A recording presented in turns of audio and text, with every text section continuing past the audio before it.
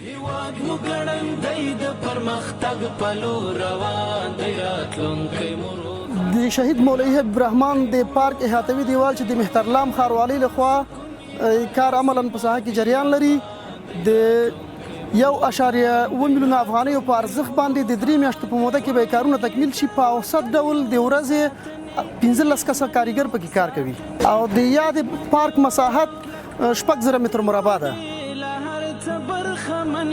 لا هر څه برخمن یو په لاره اچولی ورته مونږ ځانګړی پلان دی راتلونکی مو روښان دی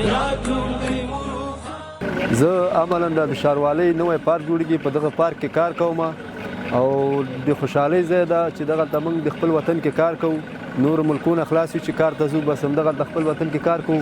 پارک حیاتي کار روان ده او دا د محصلینو دپاره د کلي د ولس د خلکو دپاره د یو د خیر کار ده. موږ له ښاروالۍ نه ډېره مننه کوو چې دغه حیاتي دلته جوړه کړله، دلته پارک جوړیږي.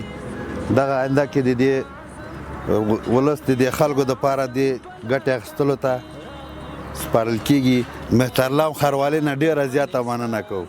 د لغمان ښاروالۍ څخه ډېره مننه چې په دغه پروژو کې ځوانانو ته د کار زمینه برابر کړی او له ځوانانو څخه هم هیله کوو چې پارکو کې د نشهیي موادو په ځای تفریح وکړي.